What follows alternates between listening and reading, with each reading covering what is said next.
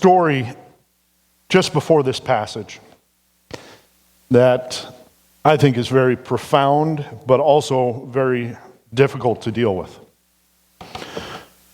If you take a look at the beginning of John chapter 8, you will see that story. The story of the woman caught in adultery.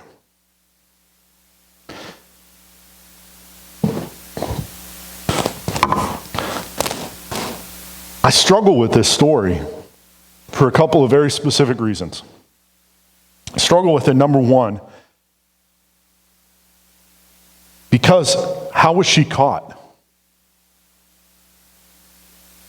It just says that she was caught in adultery. Second thing I struggle with is, where's the guy? They brought her to the temple complex and stood her up in the midst of hundreds of men and proclaimed her an adulterer. Where was the guy? It's almost as if he got off scot-free. Think about that for a second. When we're caught in our sin, to have light shined upon it does two things. Number one, it creates a sense of guilt. But then number two, it offers a chance for forgiveness, for healing, for hope. Which one would you want? The guilt does not feel good. It doesn't. But the forgiveness, the healing, and hope, that feels good. The woman was expecting to be stoned when she was dragged before all those men in the temple complex. And they were ready to gather up the stones from the temple complex and to stone her outside of its gates. And they wanted Jesus to cast the first stone. The Pharisees and the Sadducees had gathered there to test Jesus, to make him do something horrendous, end the life of a person caught in sin. They wanted to see how Jesus would respond to this. And Jesus stopped everything he was doing in that moment and knelt down on the ground, and he took his finger and drew in the sand on the ground. And he didn't stop drawing.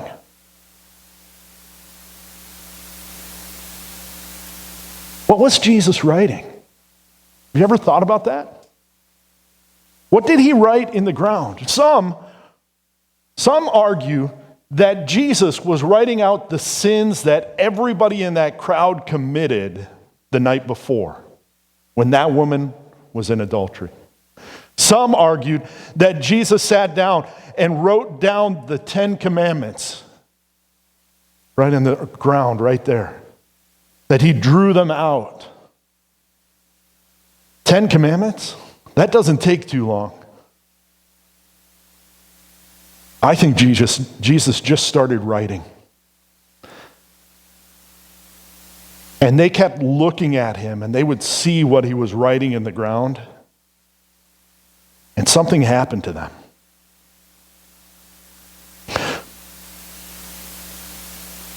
And he spoke a very simple line. You who are without sin should cast the first stone.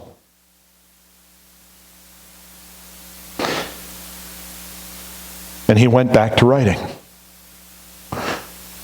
filling up the ground inside the temple complex.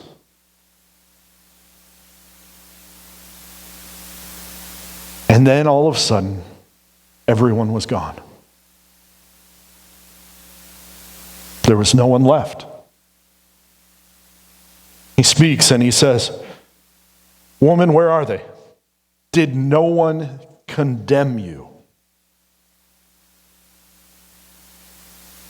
And the woman looks up.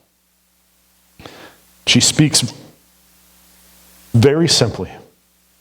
And she replies to Jesus' question The first time she replies to any of their accusations, and she says to Jesus, "No one, Lord." And Jesus speaks and says to her, "I do not condemn you either. Go from now on, sin no more."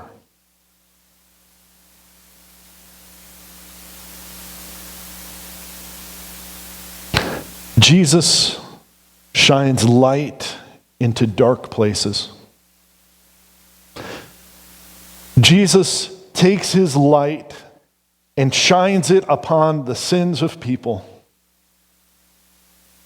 And even though he is just and right and willing and able to condemn, he extends forgiveness. He offers healing. He wants people to be forgiven and find hope. He shines into the darkness to reveal the truth of who he is. Jesus is the light that reveals truth. He uncovers sins. He extends forgiveness. He expects a transformation of the heart as he shines the way for us to follow him into all eternity. He is the light that brings healing, hope, forgiveness, grace, mercy. He is the light that does not put up with our sin, but demands that we give it up and follow him. And yet he leaves it into our own hands. That's power. That's transformation right there. Church history would tell us that this was Mary Magdalene.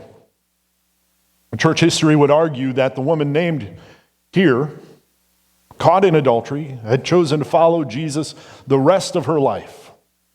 We don't know. She is not named.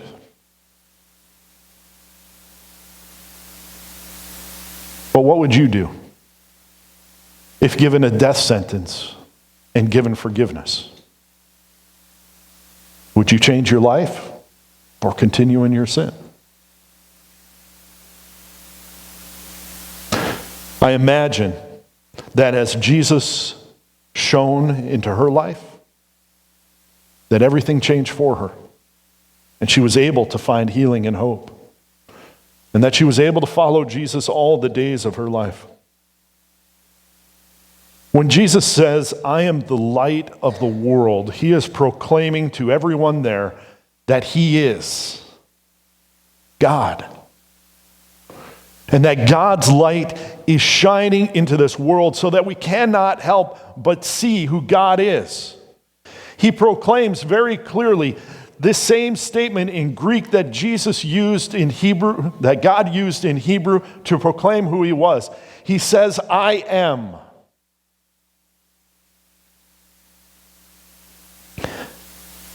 And Jesus says in front of all of these people who had just tried to condemn this woman, "I am the light of the world. He who follows me will not walk in darkness, but will have the light of life." What does Jesus mean by proclaiming that he is the light of the world? He means that he holds the truth, that he sees all, that he is the one that provides life and living and sustenance. He is the one that was spoken into existence here on this earth, that everything that was created by him and through him are meant for him, and that his light does not and cannot be hidden by anything. One of the arguments that we have is that this passage from John 8, 1 through 11, the woman caught in adultery, hasn't been found in all of the earliest manuscripts. It creates a little bit of struggle for us. But in some of the latter manuscripts, latter meaning 100, 105 AD, this story is included. The question becomes then, which passage is informing Jesus' statement of him being the light of the world? If it is the woman caught in adultery, then we understand that any sin that we seek to hide, any sin that we seek to withhold from people, any sin that we wish to not have other people see, that Jesus, as being light, would be able to shine upon it and bring it to the forefront and offer forgiveness and healing and hope. It's a very biblical, very godly thing to think about. But if we look at earlier passages, if we look at the division at the end of chapter 7, the people were arguing about who Jesus was and what he meant. The people were arguing about what he was doing there in their midst. They were arguing about whether or not Jesus was from God or not. They were arguing, should we even let him keep speaking in public? And Nicodemus was there. Do you remember Nicodemus? He had come to Jesus once before. He had come and asked, "What must I do to be saved?" And Jesus told him from John 3:16 exactly what you must do to be saved. For God sent his one and only Son into the world, not to condemn the world, but to save the world through him.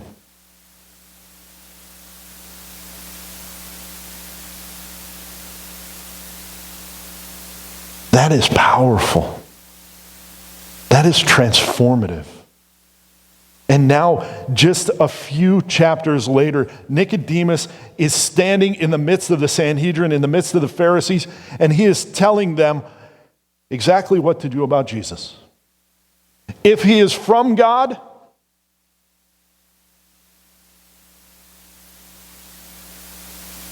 then there's nothing we can do to speak against him.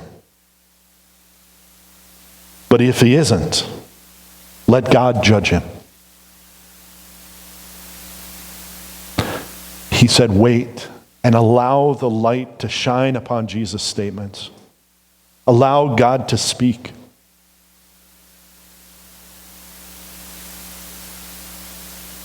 If it is God, it will prove to be true. And if it isn't, we will know. And immediately after this, they are standing in the temple complex where Jesus is teaching, and they seek to know the truth about who Jesus is and what he's doing. And Jesus proclaims to them, I am the light of the world. He who follows me will not walk in darkness, but will have the light of life. Did Nicodemus see the light when he spoke to Jesus? I believe he did, and he wanted to learn and grow and know more. What does the light do for us?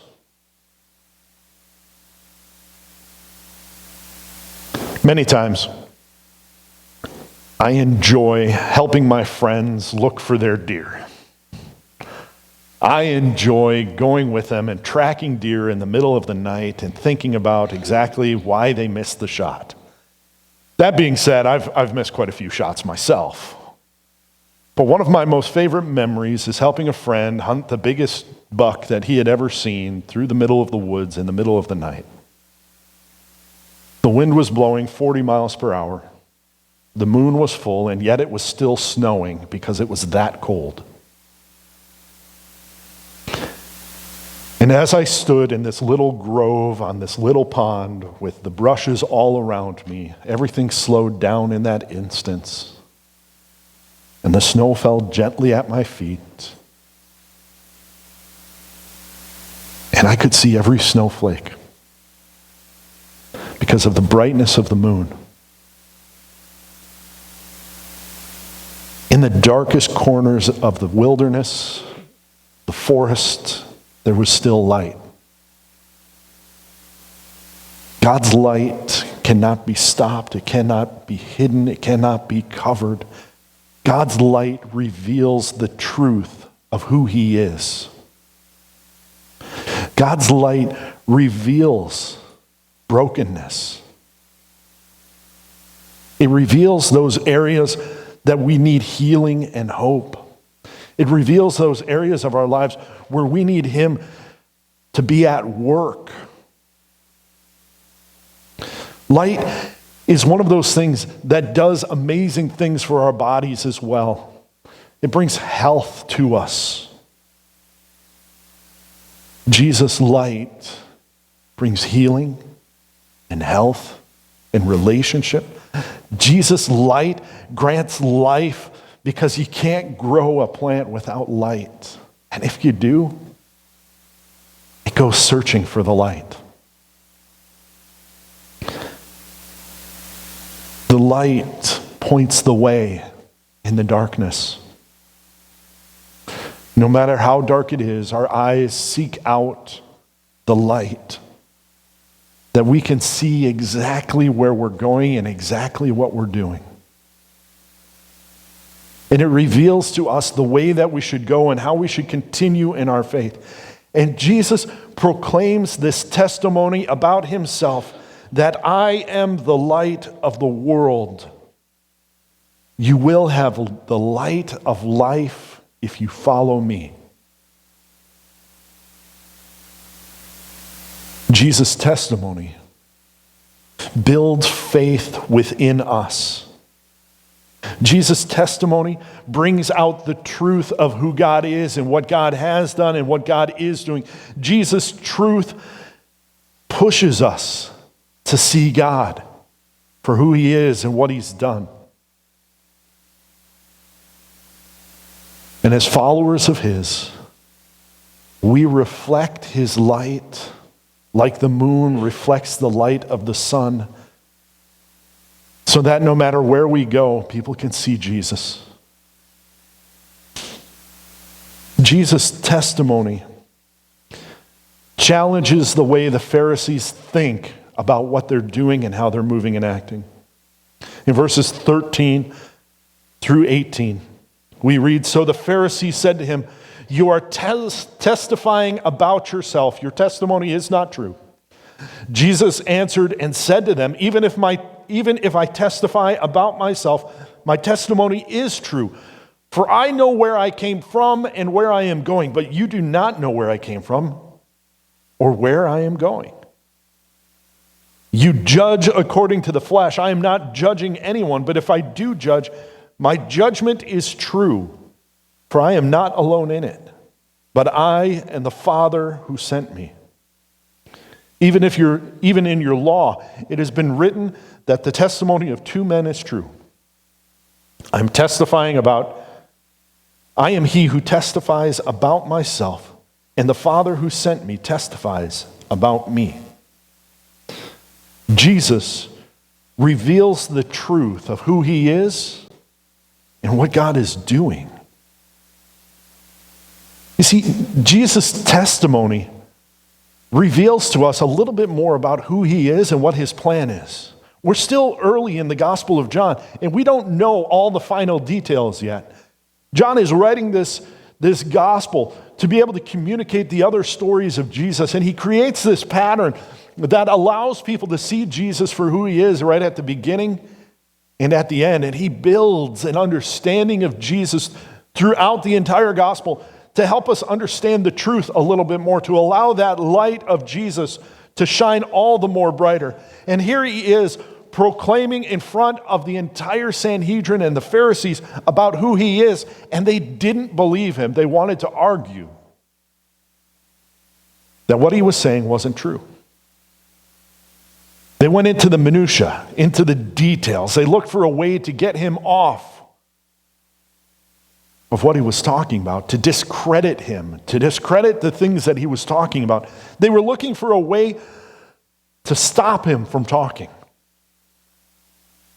And they had rules about people who spoke in the temple complex. The rules were that you had to have the testimony of two people.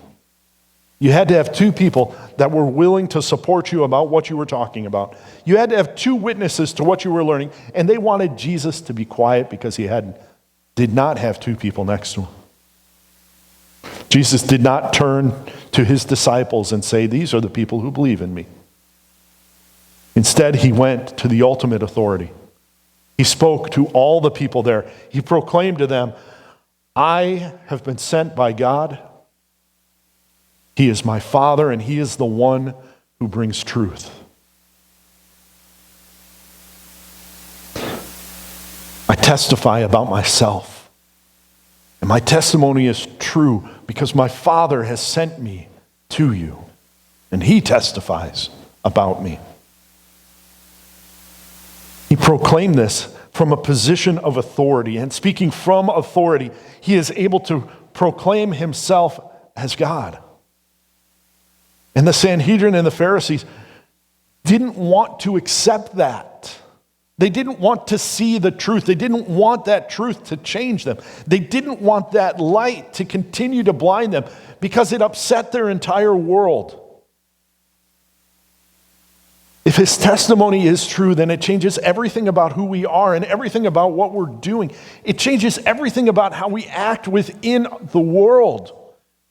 Because if Jesus is the light and he has given that light to us, we have light to proclaim to the rest of the world about who Jesus is.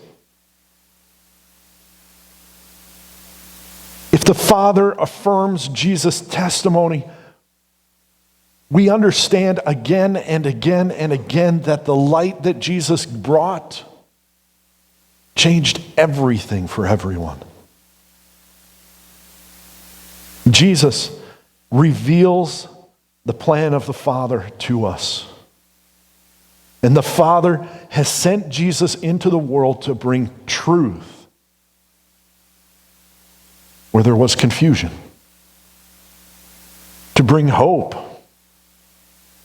when there was hopelessness, to bring love when there was hatred. Think about that woman caught in adultery. The Pharisees and the Sadducees wanted to apply truth to that situation and bring judgment and condemnation upon her. And she was just to receive it. Yet by God's grace, by Jesus' judgment, she received forgiveness.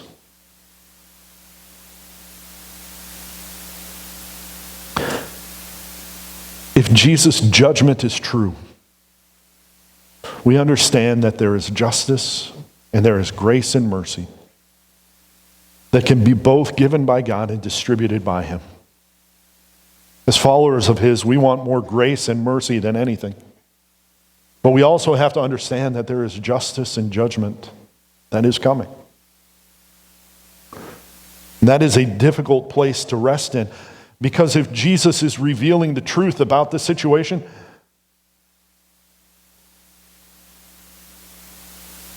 then we should be very, very afraid. And very, very thankful for his forgiveness. In verse 19, the passage continues on. They were saying to him, "Where is your Father?" Jesus answered, "You know neither me nor my Father. If you knew me, you would know my Father also." These words he spoke in the treasury as he taught in the temple, and no one seized him because his hour had not yet come. If Jesus is the light of the world, he reveals truth to us in such a way that we can see it clearly if we take our blinders off. If we look at what his word says for what it is, there is a healing that happens. And sometimes the things that we thought we believed, or the things that we struggle with even now, some of those things that maybe we were taught as children that weren't in the Bible. We need to look at them again from God's perspective and learn anew what His Word says, to allow His light to shine into those areas of confusion for us, to allow His light to reveal the truth about who God is and what He's doing.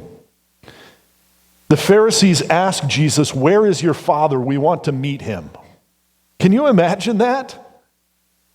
Asking Jesus where His Father is. We want to see Him.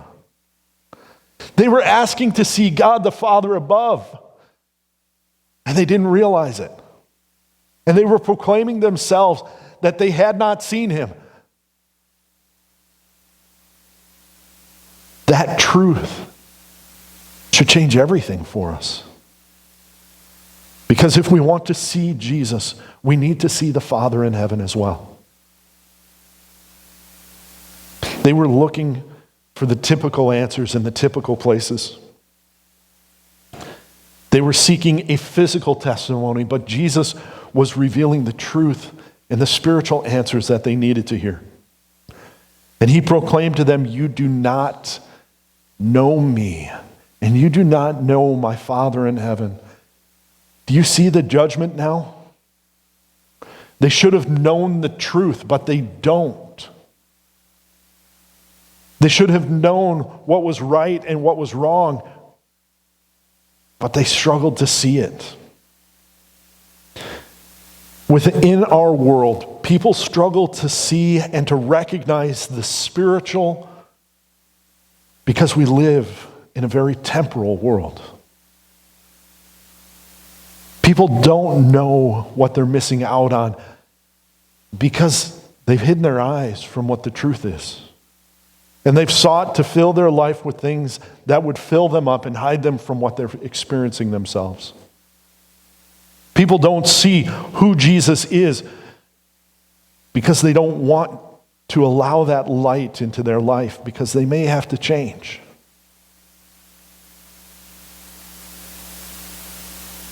Jesus is in the business of tearing down barriers to our understanding about who God is and what He's at work doing within the world and around us.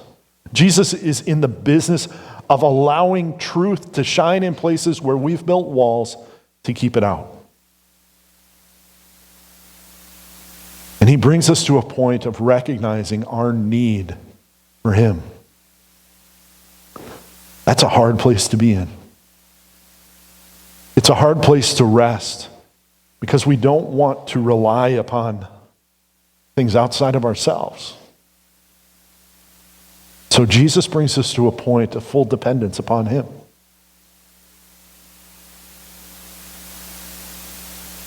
He says His hour has not yet come. That's what John writes. If the light reveals all things and the hour hasn't come yet, Jesus must stop them from acting. The plan is not at the end. We're just in chapter 8. There's more to come. There's more to the story. And in the fullness of time, His hour will come where He will go to the cross and die and be raised again. There will come a point where the truth will be made clear to us. And we have to follow the light. We get to make that choice to follow it into all eternity. Will we? Will we allow the light to shine into our darkness? Will we allow the light to change everything about us? Will we allow the light to do its work of bringing healing and hope and forgiveness? Think about that. If Jesus is the light of the world and He reveals truth to us, if He's uncovering our sin, if He's extending forgiveness, if He expects transformation, if He is shining the way into all eternity, are we choosing to follow Him? Through the rest of chapter 8, the Pharisees and Sadducees argue with Jesus completely. Every aspect of everything we've just talked about is argued over and over again. In verses 31 through 34, Jesus was saying to those who